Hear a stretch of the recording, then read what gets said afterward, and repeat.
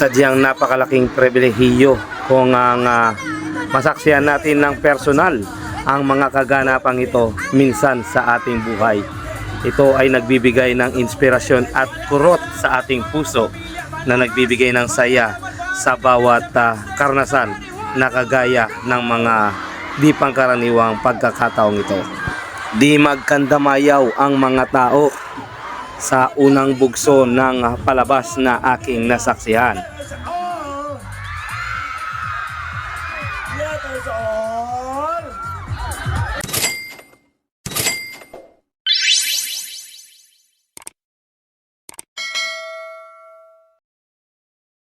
Let us all watch this!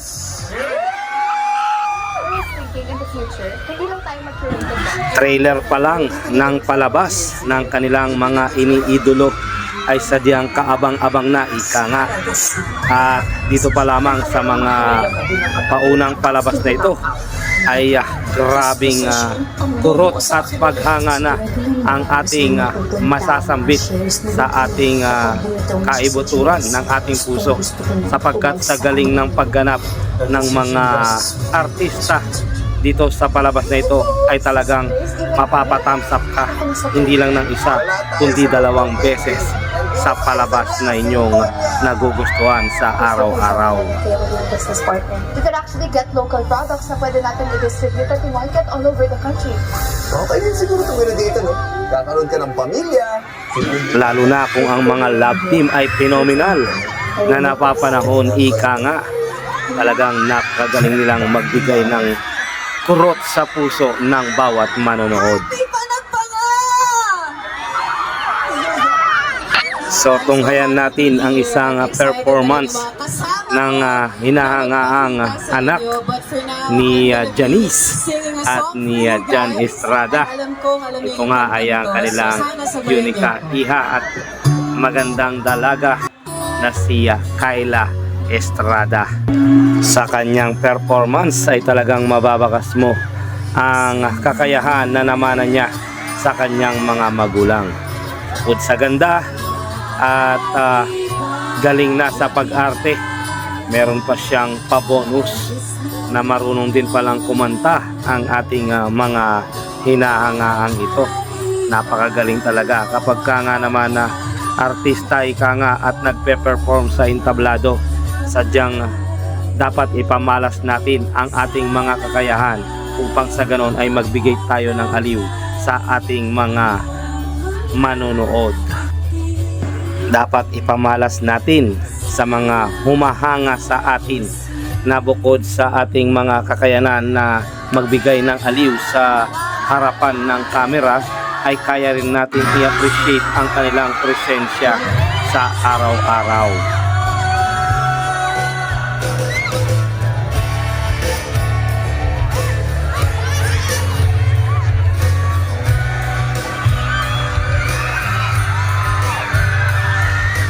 Ikaw ba naman ang magkaroon ng isang napakagandang ina na si Janice de Belen at magkaroon ng isang matining idol at matipunong pangangatawan na si Jan Estrada?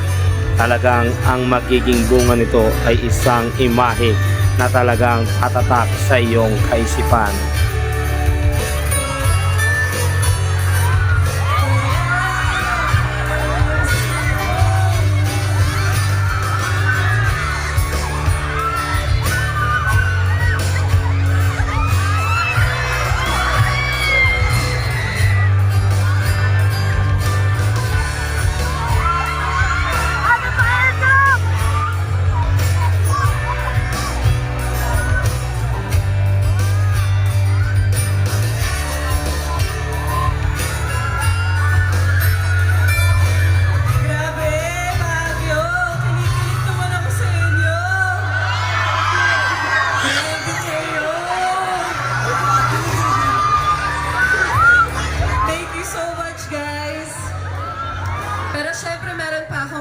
kanta.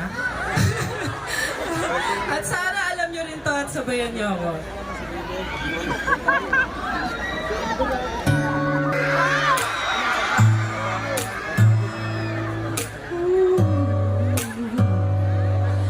Sadyang lahat na yata ay namana ni Kyla sa kanyang mga magulang ang kanyang talento na kanyang ipinapakita ngayon sa limelight.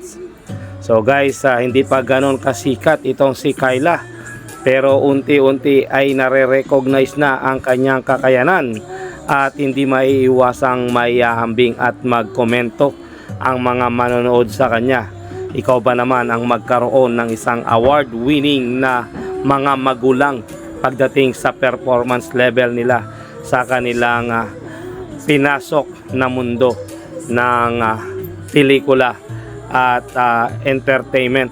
Sadyang hindi mo may kakaila na si Kyla ay namana niya ang lahat ng ito sa kanyang mga magagaling na magulang.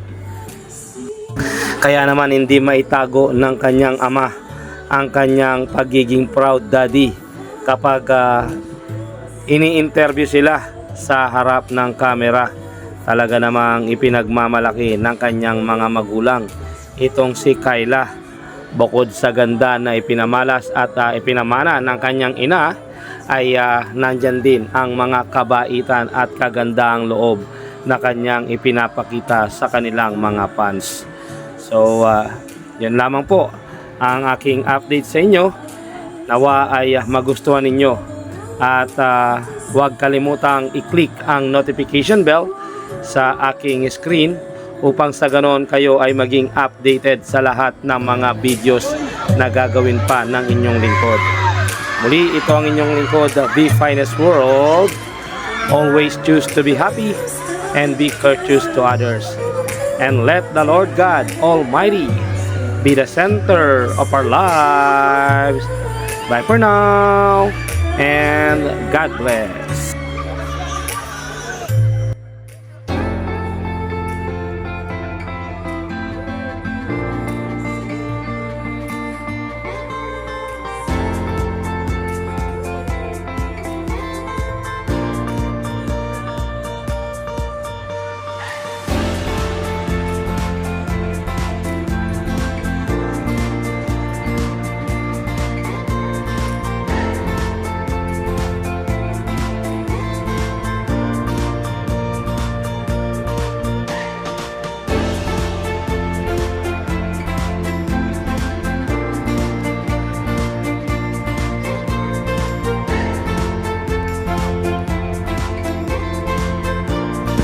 Nagkagulo na nga ang mga fans, lalo na't lumapit itong si Kyla sa kanila.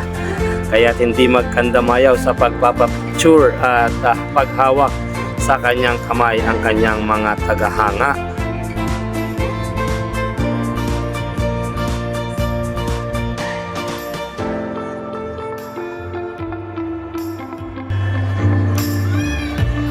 Alright, thank you so much! Let's give it up for Kyla! Yes!